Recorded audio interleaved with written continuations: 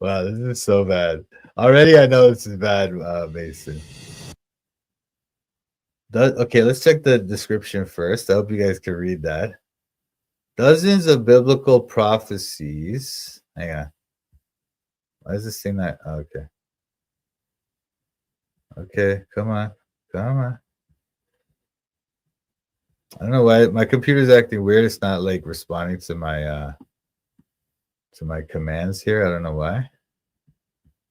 Anyway, so I'll read it to you. Dozens of biblical prophecies not only point to the exact year of the Messiah's first coming, 30 CE, but those same prophecies, they're trying to say Jesus came in the year 30. I don't know what that is. Anyway, he came, or supposedly the idea is that he was born on the year 0, right? Not on the year 30. Year 30 is where we suspect he died, or around that. 30 to 34, usually people will say. So anyway, dozens of biblical prophecies point not only to the exact year of the Messiah's first coming, 30 CE, but those same prophecies even point to the year of his return, 2030 CE. It has all been hidden in plain sight for thousands of years. Okay, so they're saying that Jesus is coming back in the year 2030. Which, you know, is interesting because you know how they have this thing, the Agenda 2030 or something, like the UN has it. You know what I'm talking about? The Agenda 2030 or some weird nonsense like that. Anyway, okay, I guess we should watch the intro, the channel intro. So let's see this. Have you been wondering if recent global events are quickly moving to the fulfillment of end times prophecy? Have you been wondering when the Messiah is going to return? There are dozens of prophecies that predicted the exact year of the Messiah's first coming. And he came right on time, down to the exact year. Those same prophecies, again, dozens of them, also predict the exact year of his return. Those prophecies were right about his first coming. Will they be right about his second coming? No one is talking about this. But now, everyone will. Watch Messiah 2030, the prophetic messianic timeline, at Messiah2030.com. No, these people are wicked.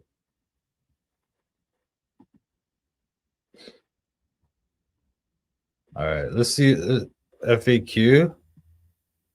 Messiah 2030, the prophetic messianic time. It's 3-hour video. Wow, dude. How dare I watch that?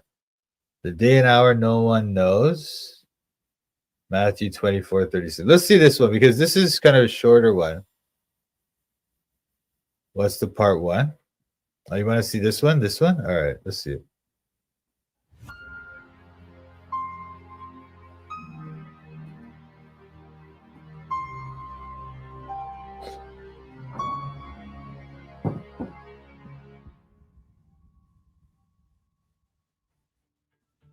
The following presentation consists of frequently asked questions that the Messiah 2030 project has received in relation to the Messiah 2030, the Prophetic Messianic Timeline series, and our respective answers. It might be related to that, but it seems to be a little bit different than that. But let's see what they say. I'm not too sure. Oh, okay. So Mason says they are onto something like that. So I don't know. Let's see what they say. The presentation Prophetic Messianic Timeline series, and our respective answers. The presentation proceeds with the assumption that the viewer has recently watched the complete Messiah 2030, the Prophetic Messianic Timeline series. So, okay, I guess we haven't seen... Oh, you're saying part 1 of the series. You're saying... Oh, he's saying to watch part 1 of the series. All right. Let me see. So, which one is part 1? Maybe this one. Part 1 of 3.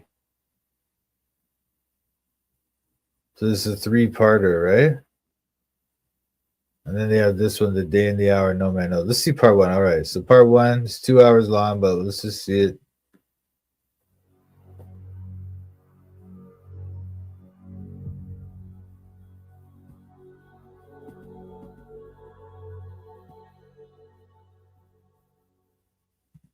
Wait, let's just look at this for a second. Hang on. What is this? Messiah 2030, prophetic messianic timeline. Anyway, weird.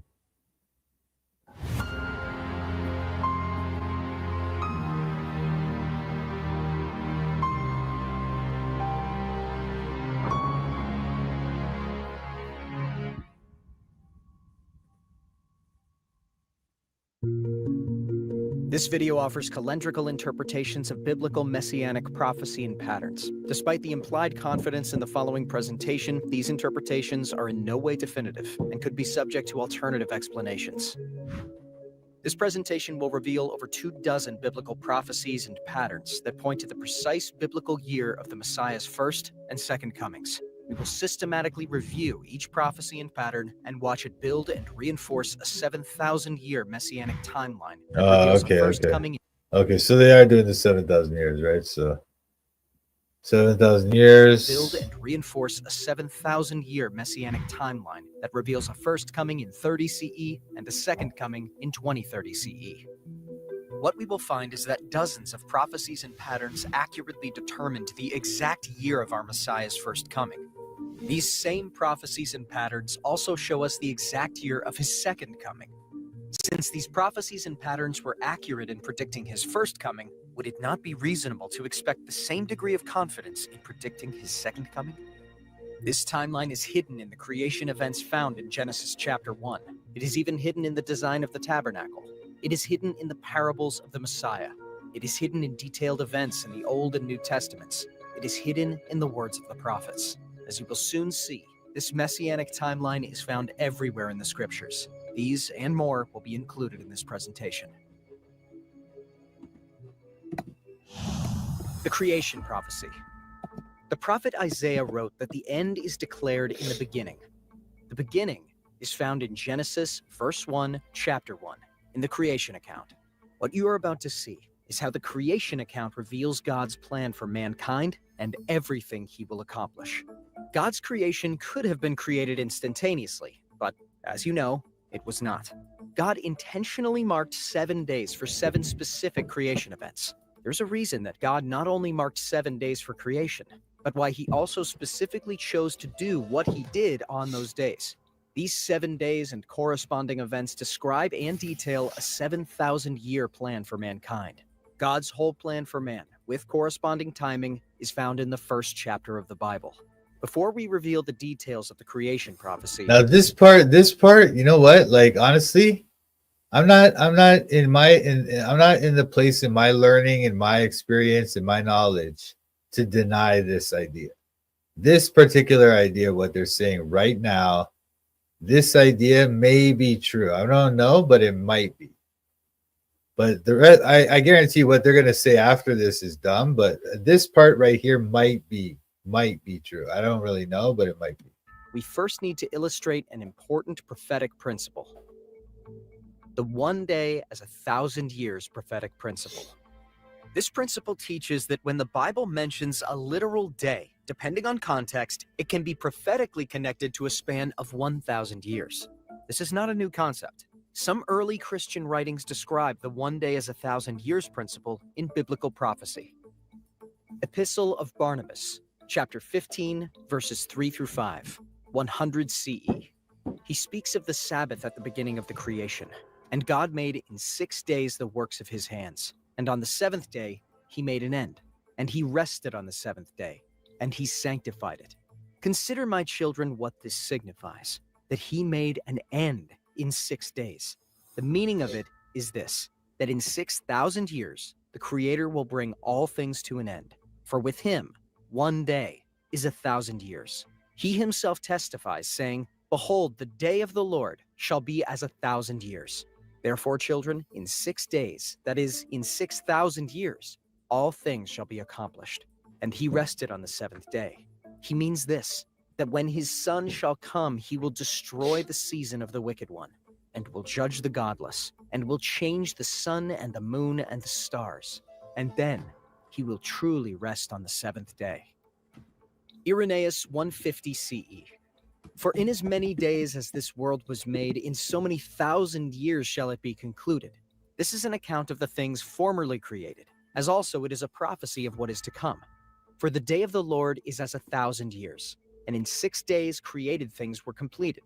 It is evident, therefore, that they will come to an end at the 6,000th year. Methodius, 300 CE. For in 6 days God made the heaven and earth, and finished the whole world, and blessed the seventh day and sanctified it. So by a figure in the 7th month, when the fruits of the earth have been gathered in, we are commanded to keep the feast to the Lord, which signifies that, when this world shall be terminated at the 7,000 years, when God shall have completed the world, he shall rejoice in us. Then when the appointed time shall have been accomplished, and God shall have ceased to form this creation, in the 7th month, the great resurrection day, it is commanded that the feast of our tabernacles shall be celebrated to the Lord. Notice how these early writers connect this concept back to creation. But where do we find this 1 day as 1,000 years principle in the Bible? In 2 Peter chapter 3, verses 8 through 10, we see that in the context of the day of the Lord, the teaching of a day being 1,000 years long is somehow connected. Peter presents this 1 day as 1,000 years principle in the context of the biblical creation account to address skeptics ridiculing how long it is taking for the Messiah to arrive. Now we must ask the question, where did Peter obtain this 1 day as 1,000 years principle? Peter doesn't say exactly, but we do find a similar verse in Psalms. Psalm chapter 90, verses 3 through 4. You return man to dust and say, return, O children of man, for 1,000 years in your sight are but as yesterday. That's all that Peter was quoting. And Peter seems to be talking more about, like, I mean, he did quote the ESV here, but Peter seems to be telling them that, look, God, you might think of God's promise to come and return, and it's taking a long time. And some people are mocking you, and they're mocking Christians because of that. But he's saying that, look, God, he's on his own schedule, and a day to him is 1,000 years. So it'll come, and when he comes, he's going to come swiftly. That's all Peter's saying. Is Peter trying to say something about 6,000 years or whatever? No, he's not. Verses 3 through 4. You return man to dust and say, return, O children of man, for 1,000 years in your sight are but as yesterday when it is past, or as a watch in the night. As we can see, this verse also associates a 1,000-year period as a day. The author of this psalm is uniquely attributed to Moses by scholars. Where would Moses have understood this concept? Yeah, this I believe it is this psalm. Yeah, it has Moses at the top. It says a psalm of Moses. And so it's not by scholars. The Bible actually says a psalm of Moses. But does that mean that Moses wrote it? It says a psalm of Moses. We might say that some from Moses wrote it. Okay, let's just assume that. But he's writing a psalm. It's like a poem, He's not trying to say this is literally true. I highly doubt it, but maybe. Uniquely attributed to Moses by scholars. Where would Moses have understood this concept as 1,000 years as a day? We find a clue in the preceding context, which specifically mentions how man will return to dust. Where are we first told that man will return to dust? We're told this in Genesis 3. And perhaps unsurprisingly, Moses would have been quite familiar with the book of Genesis, since he was the author of it. Genesis chapter 3, verse 19. By the sweat of your face you shall eat bread, till you return to the ground, for out of it you were taken. For you are dust, and to dust you shall return. Why was Adam told he would return to dust? Because Adam was told that he would die the same day that he ate from the tree of knowledge of good and evil. Genesis chapter 2, verses 16 through 17. And the Lord God commanded the man, saying, you may surely eat of every tree of the garden, but of the tree of the knowledge of good and evil you shall not eat. For in the day that you eat of it, you shall surely die. So this is what a lot of people say, because God said, in the day you eat of it, and then Adam died when he was 965 years old. So they're saying a day is 1,000 years to God, so Adam did die in that day. But it's probably not what these scriptures are saying, but let's just let it go. I mean, this is what a lot of people say when they try to twist these things. This verse has confused many. Adam did not literally die the same day that he ate of the fruit of the tree of the knowledge of good and evil. It appears to be a contradiction. This has led some to suggest, well, Adam spiritually died that day and literally died later. This may make sense in some minds, but God literally defined death as a consequence of this specific sin, as returning to die. No, I think what he was talking about is spiritual death, and also because he's saying that when Adam eats the fruit, then he's going to enter into that life of the life when you actually have to die and you'll return to the dust, right? But he's not trying to say that you'll return to the dust in that day, because even Adam died. Okay, let's say Adam died in 965, and then in the next 65 years, I guess, before 1,000 years passes, did he turn to dust? Maybe, but I don't know. It doesn't seem like that's what this is about. But anyway. Dust.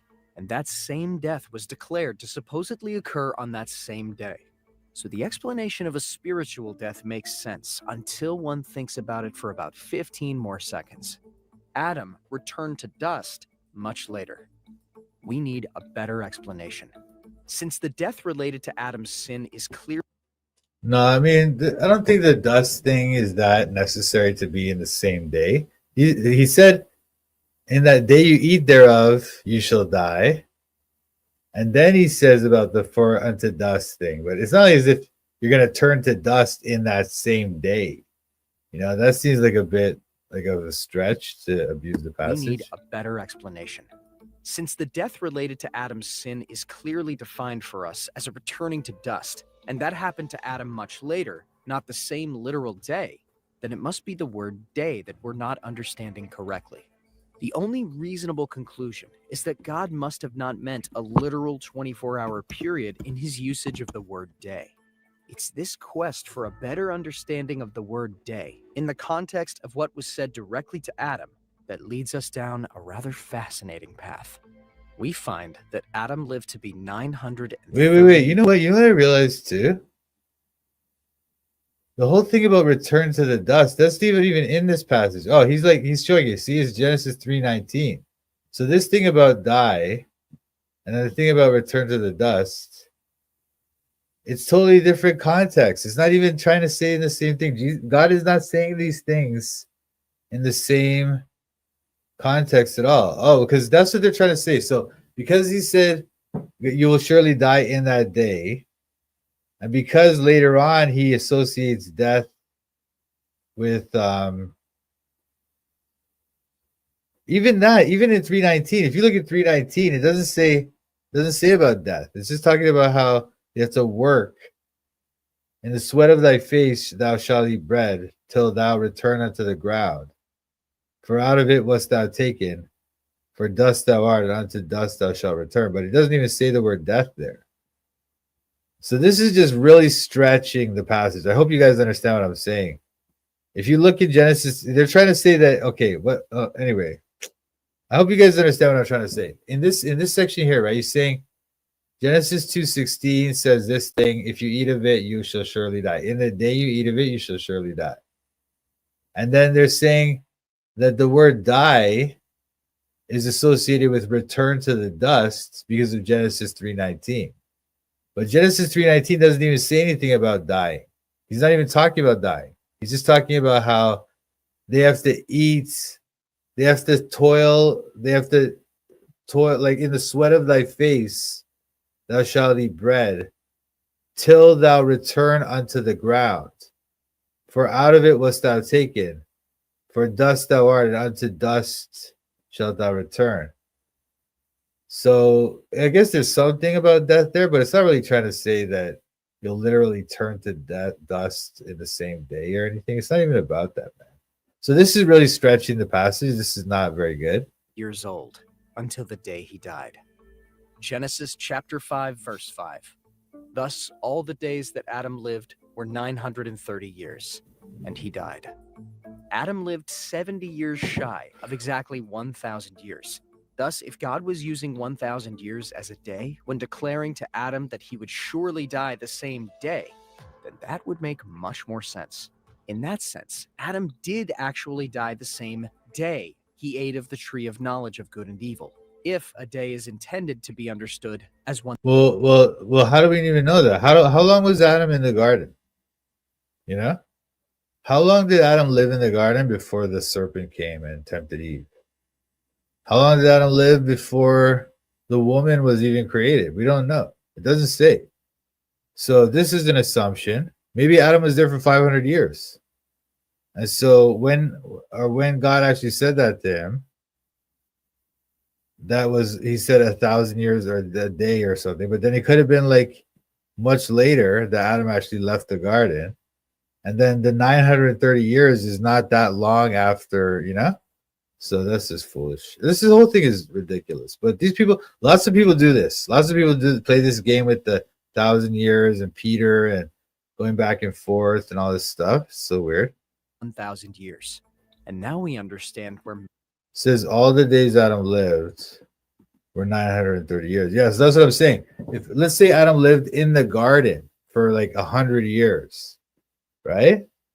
And then he ate the fruit, and then he has to die within 1,000 years, right? Or whatever. So then he only lives 800 years after that. I don't know. But I mean, whatever. It is still within the 1,000 years. But if these guys are trying to act like it's like, I don't know. This is just ridiculous. Moses and Peter generated the understanding that in some way, 1,000 years equals one day to God. Yeah, these guys That are shills, bro. understanding is This necessary. is clearly some kind of shill movement. I don't know what these people are, but this is very shilly. And the fact that it's 2030, right? Like we already know. We were talking about this agenda 2030 or whatever. What was it called? It's something like that, right? Can you guys see this? Transforming our world, the 2030 agenda for sustainable development.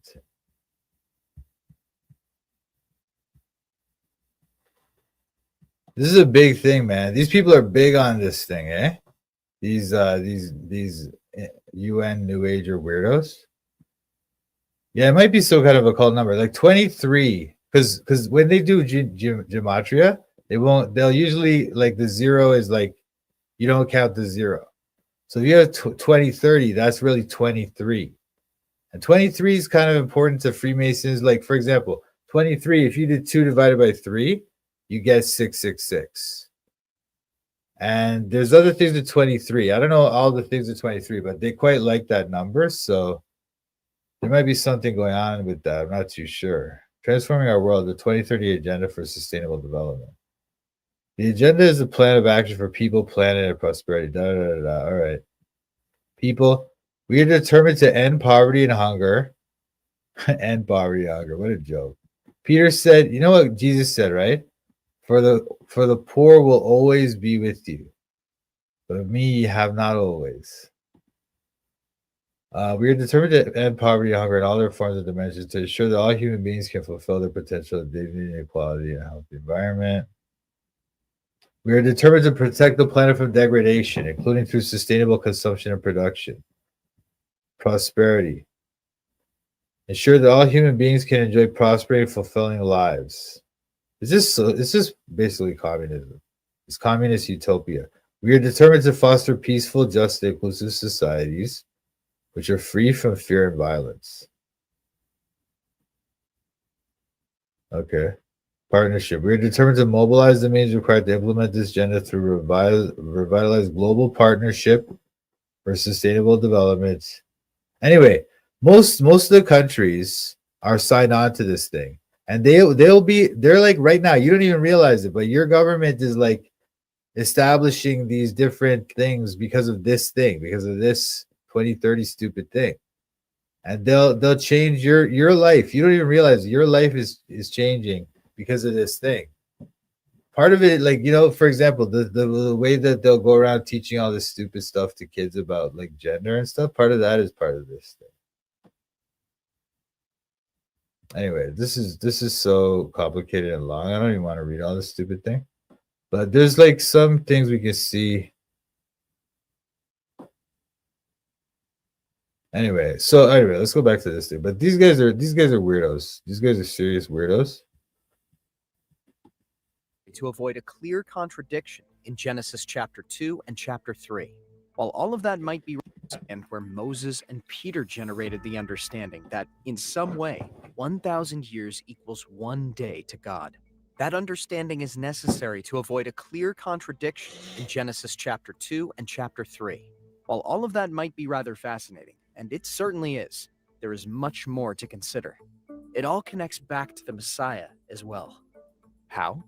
When we read Isaiah chapter 65 verses 18 through 25, which is all about the future 1,000-year reign of our Messiah, we find some interesting language, such as verse 23, "They shall not labor in vain," or verse 25, "Dust shall be the serpent's food."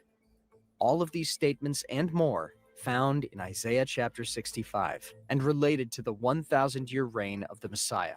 They're also directly connected to the same consequences of Adam's sin found in Genesis chapters 2 and 3. But there's more, and it all connects to a day as being 1,000 years, and our Messiah. As already established, Adam died at the age of 930. Yeah, the third temple. That's supposed, I don't know. Like, once again, I don't necessarily think that that's necessarily a literal prediction of a literal third temple, though, although it might be. But yeah, I mean, I guess these guys are trying to say, yeah. So I guess they're suggesting that the temple's going to be built by then, or maybe not. I don't even know. I don't know what these guys are talking about. Canada's Wonderland? Yeah, I haven't been there in a long time, man. Kind of sucks though. I don't even like it that much. It's all right though. As part of the Messiah's first coming, in 1 Corinthians chapter 15 verse 22, Paul declared him to be the last Adam. So in the Messiah's first coming, he was a type of Adam and can be represented by the 930 years of Adam. Keep the number 930 in mind for the Messiah's first coming. Now they're gonna try to tie in this years of Adam's life. This is so dumb. This is so dumb, man. I hope people. I don't know, man. I get it. I get. You know what? I guess if you don't really know, if you haven't like gone to seminary and studied the Bible for 10 years, maybe this kind of sounds legit. I guess. I can see how, you know what? Actually, when I first started getting into Christianity, things like this would really be like, I'd be like, whoa, what is this, man? This is so crazy. Wow. So I can see why people get sucked into this. I can understand that. But it gets me mad, and I can see that this is just foolishness. But while verse 22 refers to the first coming, in verses 23 through 24, we discovered that the Messiah will reign for a period of time and refers to his second coming. 1 Corinthians chapter 15, verses 23 through 24. But each in his own order. Christ the firstfruits, then at his coming, those who belong to Christ. Then comes the end, when he delivers the kingdom to God the Father after destroying every rule and every authority and power. More specifically, when the Messiah reigns, we are to understand that he will reign as a type of King David. Luke chapter 1, verse 32. He will be great, and he will be called the Son of the Most High, and the Lord God will give him the throne of his father David. Just as Adam died at 930 years, David died at the age of 70. In the Messiah's second coming, we know that he will come back and reign as King David. Let's follow the math. The Messiah, in his first coming, as the last Adam, is connected to Adam, who died at 930. In his second coming, as King David, he's connected to David, who died at 70. 930 plus 70 equals 1,000. You may notice. This is next level dumb. This is retardedly dumb. I don't know what this guy's trying to say. But because of that, that's how we're supposed to know it's 1,000 years. What is this? Anyway, let's hear what he says. It's so dumb, though. Already I know it's going to be dumb, but 130 plus 70 equals 1,000. You may notice that this connects directly our Lord and Messiah's reign as 1,000 years. Revelation chapter 20, verse 6. Blessed and holy is the one who shares in the first resurrection. Over such the second death has no power, but they will be priests of God and of Christ, and they will reign with him for 1,000 years. As we already established, a day is as 1,000 years, and our Lord and Messiah will reign for 1,000 years. And now you know why this 1,000-year period is also referred to as the day of the Lord in prophecy. And we can now also see why Peter, in 2 Peter chapter 3, refers to the day of the Lord when mentioning the day as 1,000 years principle. Yet Peter reveals so much more on how to properly apply the prophetic nature of a day being 1,000 years. So now they're saying that because Peter said the word day of the Lord in the same vicinity as the thing when he was talking about how a day to the Lord is 1,000 years. This is so ridiculous. But this is what people do. Like what they'll do is they'll show you a verse quickly and then they'll take it off the screen. And then they'll just talk about it after that. So you don't really see the exact words and you definitely don't see the context, right? They never show you the context. And so if you don't really know how you're supposed to read the Bible in the context and stuff, you might think that this makes sense. That's why they get people, you know? In the context of Peter revealing the one day as 1,000 years principle, he provides a clever demonstration on how it works. To do this, he notes that land and water was created on a certain day. And interestingly enough, he also mentions the correlating fact that the world was also destroyed by water. In this fascinating way, Peter implies a connection between the second day of creation and Noah's flood. What that means, according to Peter, is this: the second day of creation predicted which millennia Noah's flood would occur. Why does Peter provide this insight as a response to why it's taking so long for the Messiah to return for the day of judgment? What does the creation account have to do with the second coming of the Messiah? The answer is simply fascinating. Peter brilliantly teaches us how to prophetically interpret creation and then leaves his readers to extrapolate this insight even further. And that is exactly what we are going to do. When we use this interpretive method for all the days of creation, we not only see the whole plan God has for How did mankind, Peter give us but we a see the wait, two wait, wait. specific What is this guy time trying to say? I don't understand. in this He's fascinating trying to say, so I guess he's trying to say that Peter is here by reading this. We're supposed to have some kind of understanding where Peter's giving us some kind of method by which we can interpret the book of Genesis and understand some kind of retarded prophecy thing that these guys are just making up. way. Peter implies a connection between the second day of creation and Noah's flood. What that means, according to Peter, is this: the second day of creation predicted which millennia Noah's flood would occur. Wait. So they will say, where is the promise of his coming? For ever since the fathers fell asleep, all things are continuing as they were from the beginning of the creation. For they deliberately overlooked this fact that the heavens existed long ago, and the earth was formed out of water and through water by the word of God.